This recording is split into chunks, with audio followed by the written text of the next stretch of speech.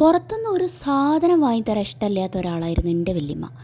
ഞാൻ സ്കൂളിൽ നിന്ന് കേട്ട കഥ കേട്ടിട്ട് മാഗി എന്ന് പറഞ്ഞ ഒരു അത്ഭുത സാധനം ഉണ്ട് എന്നുള്ളത് അറിയാം. പക്ഷെ അത് വാങ്ങിത്തരാൻ വല്യമ്മാനോട് എത്ര പറഞ്ഞാലും അത് ചെയ്തു തരാത്തൊരു സാധനമായിരുന്നു കേട്ടോ.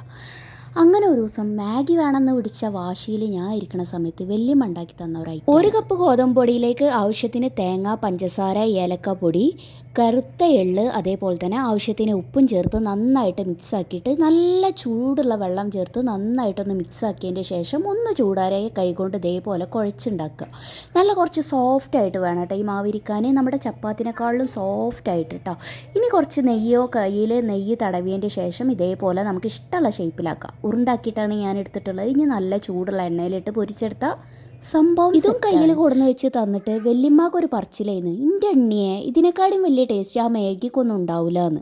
പറഞ്ഞത് ശരിയാണോ എന്ന് എനിക്കറിയില്ലായിരുന്നു, കാരണം അതുവരെക്കും മാഗി കഴിക്കാത്തതുകൊണ്ട് ഇത് ഭയങ്കര സംഭവമായിട്ട് എനിക്ക് തോന്നിയിരുന്നു. ഉള്ളത് നല്ല സോഫ്റ്റും പുറത്ത് നല്ല ക്രിസ്പി ആയിട്ടുള്ള അടിപൊളി പലഹാരമാണ് കേട്ടോ. എന്തായാലും ട്രൈ ചെയ്യണേ. വീഡിയോ ഇഷ്ടമാവുകയാണെങ്കിൽ ലൈക്ക് ചെയ്യുക, ഷെയർ ചെയ്യുക, കമൻറ്റ് ചെയ്യുക. നമ്മുടെ ചാനലൊന്ന് ഫോളോയും സബ്സ്ക്രൈബൊക്കെ ചെയ്യാം കേട്ടോ. ബൈ.